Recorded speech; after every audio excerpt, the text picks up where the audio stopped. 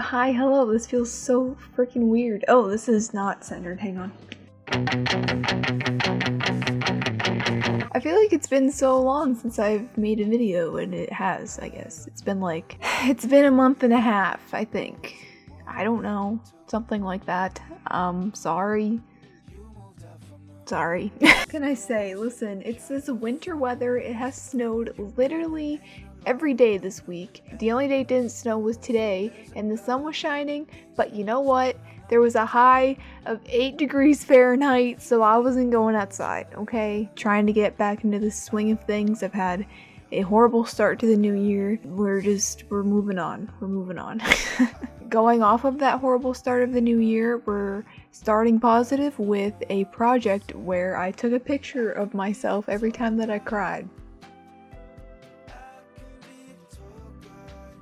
So, for the entirety of 2019, I took a picture every time that I cried. Honestly, it's a bit of a meme now to take a picture when you cry. It's kind of funny. I don't know, maybe this is just like a millennial or like younger generation thing, but like sometimes like my friends would take a picture of themselves crying and then like they would say something stupid, and it's like a meme to like take a peace sign of you know, crying, whatever, take a picture. Whatever. It's a completely different thing to actually make an effort and use a professional, quote-unquote professional camera, or use film like how I did, and like make a photograph of yourself crying. More of a why would you do that sort of thing. So for this project, I took inspiration from 2 photographers in specific.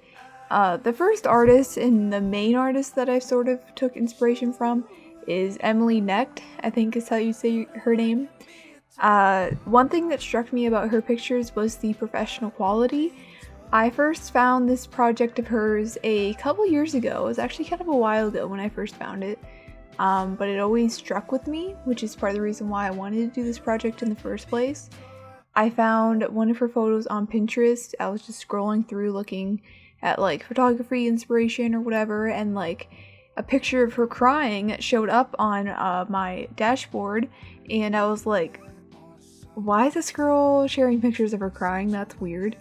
So of course I clicked on it, and I read an article. I believe the article was by Vice, and so I learned a little bit about her thoughts behind this project of hers and whatnot, and I thought it was just like so interesting because, for one, the pictures that she took, they always had flash on, which I think was good because flash helps to reflect things like tears, I suppose. I'm pretty sure she used film. I think it was disposable cameras. It might not have been. I don't remember. The article didn't really say, but there's a lot of sharpness in the pictures, which I think was also very striking, along with like her eyes were just very blue. Basically what Emily did is she took a picture every time she cried for 3 years, I believe. She would be like fighting with her boyfriend, and she'd be like, hang on, let me take a picture, and she would take a picture of her crying, and supposedly her boyfriend was really supportive, but like, you know, they were in the middle of fighting, and then like she just pulls out her camera and takes a picture, and he was like, what the hell are you doing? Like, stop. Which is funny and makes sense, you know? This one quote that it says in the article kind of struck out to me, and it says, in the moment, if we're having an argument and I'm crying and I'm like, hold on, I've got to take a picture, he's like, what the is wrong with you? It's like, is it taking you out of the moment? Is it connecting you more? What are you doing? And I don't know all the answers yet. This quote itself just makes me a bit more interested in the project itself and like what actually is the meaning behind all of this sort of documented intimacy in a way.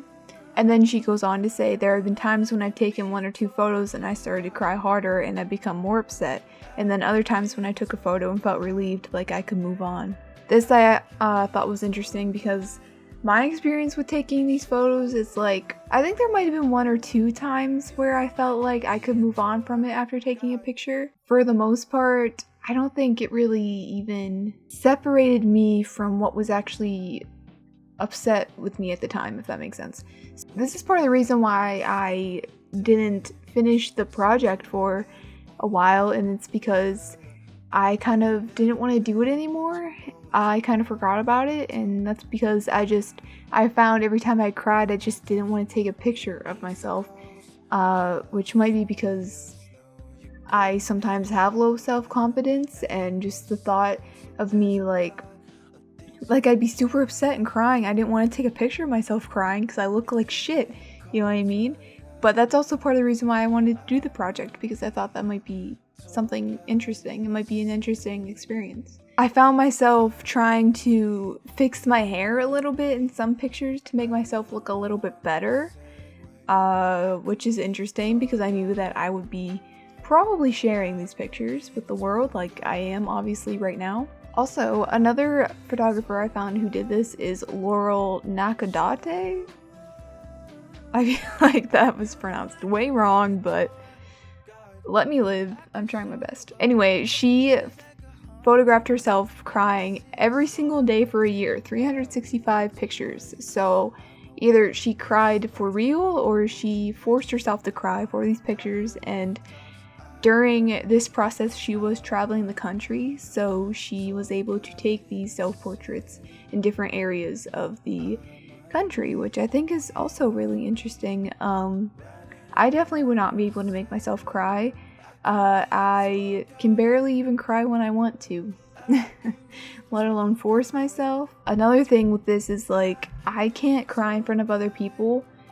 There's very few people that I've even cried in front of. It's just like, I have a problem with vulnerability in front of other people, which is another reason why I wanted to try this project, is because I think it's important to have vulnerability in your work, and I think that's how you can connect with people in your audience, and I think that's just something that can be pretty important and valuable, and I thought this project would just help with that. You know, with Emily's project, she had that experience with like crying in front of other people, like her boyfriend, and getting their reaction, and I kind of wish I had that with my experience with this, but it's alright.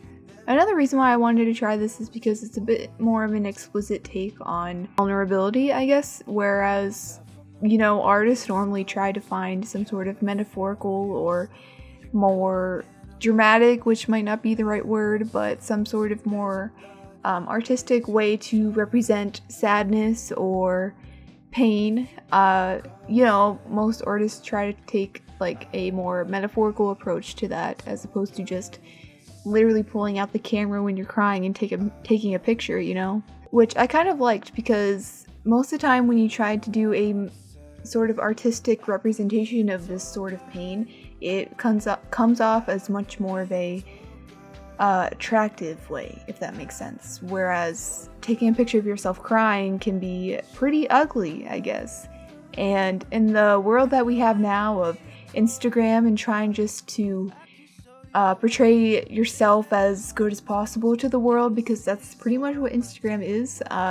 You share like the best parts of yourself to your followers, because most people don't want to share their most vulnerable or bad sides of themselves. I kind of just liked the simple and straightforward nature of just like showing, look, I'm in pain, I have tears strolling down my face, like this hurts, look at me, sort of thing, as opposed to like some sort of symbolic message that's supposed to be critiqued and analyzed through a photograph or painting or whatever. I thought about just doing this project and not sharing it with anyone, not telling anyone, not posting on social media, blah blah blah, but I think that part of the experience of this type of thing is sharing it and posting it, because, you know, imagine scrolling through your feed and seeing all these travel photos and photos of face-tuned selfies and people with all these nice bodies and like at a fucking beach in the Caribbean or whatever, all these nice things that you're seeing, and all of a sudden you come across a photo of someone bawling their eyes out, and it's like, it makes you stop and you're like, oh shit, this is someone who cries like I do. You know what I mean? Like, we all cry. It's a thing. We all have pain. Despite what Instagram portrays, we're all the same, is what I'm trying to say, I guess. So yeah, let me know what you think about this type of project and these artists in general. If you think it's interesting, if you think it's stupid, let me know. I want to know. Hopefully I'll have more of a consistent uploading schedule now. I'm trying my best, so be nice to me. Okay, I'm gonna go now. Bye. Thanks for watching.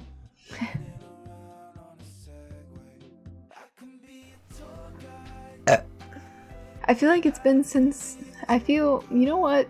I'm not off to a very good start here. And, do you mind?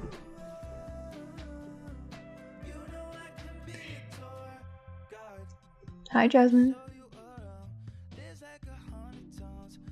Also, another take on vulnerability.